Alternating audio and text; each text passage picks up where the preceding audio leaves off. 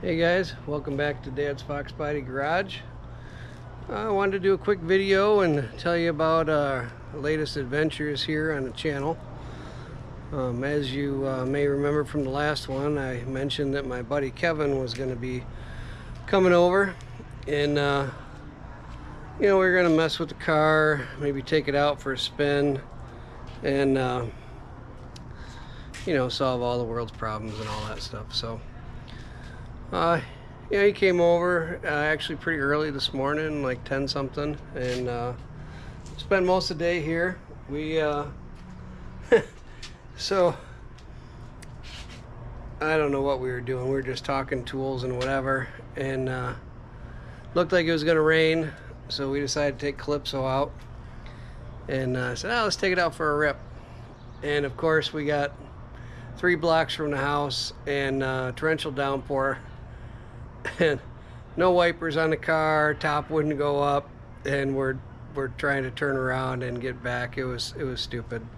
And then like 5 minutes later, the rain stopped and everything started drying out. So we tried to do another test run. Went out. A couple of the roads were still wet. Got a little squirrely in third a couple times, and stopped being stupid, and drove around till the roads were dry, and realized that it appears when we enter the power band in third gear, the clutch starts slipping. So it's just a stock clutch. It's in there. Didn't think that was going to be a problem this soon, but still drivable. Just can't jump on it in third.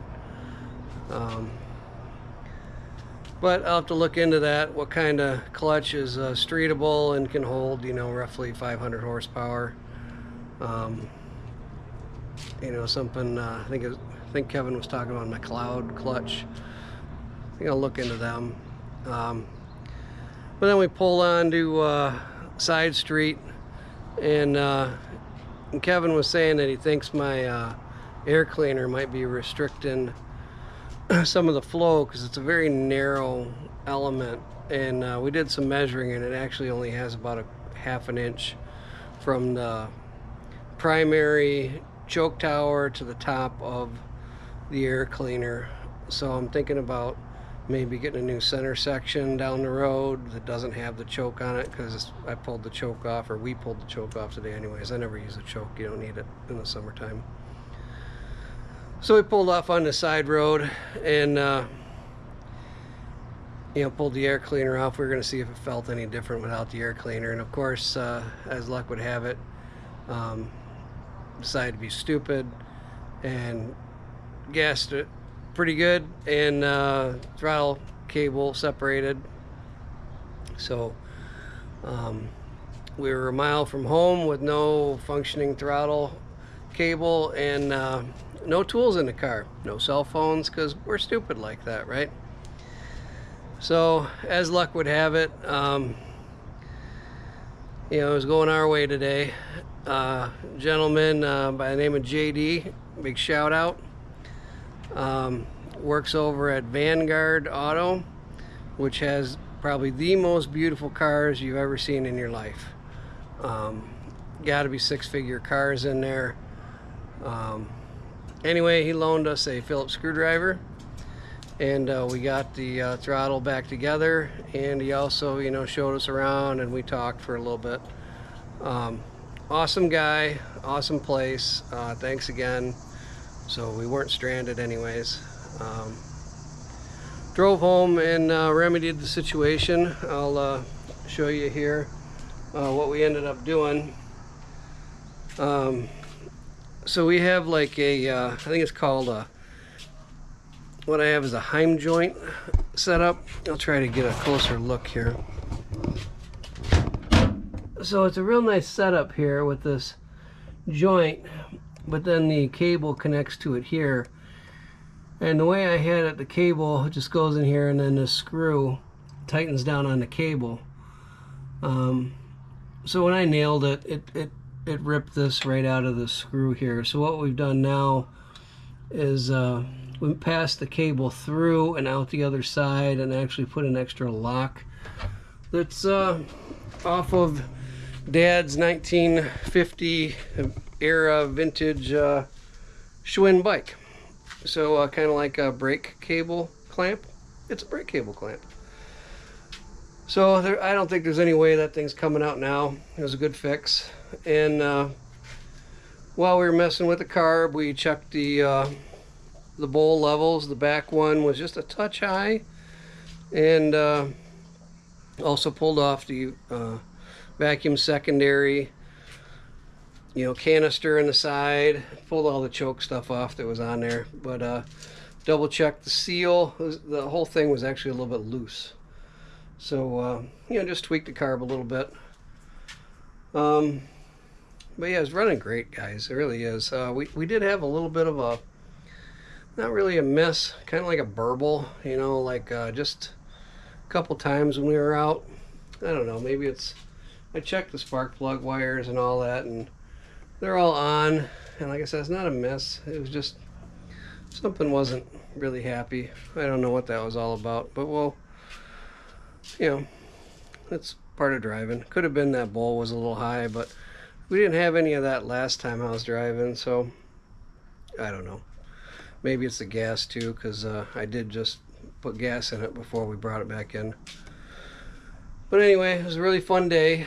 It was very welcome, after yesterday, with my dad passing and all that. Really nice to have family, have good friends, that are like family. And I'm very thankful for everyone that supported me, my church and everyone there. Losing a parent is, as everyone knows, it's not easy, and you never know how you're going to handle it until it's here. But really thankful for everybody, and thank you for all the support. And we're going to keep doing what we do here. Kind of came up with a game plan on Colypso for getting over to Kevin's, maybe this fall, doing some work underneath, like torque box reinforcement.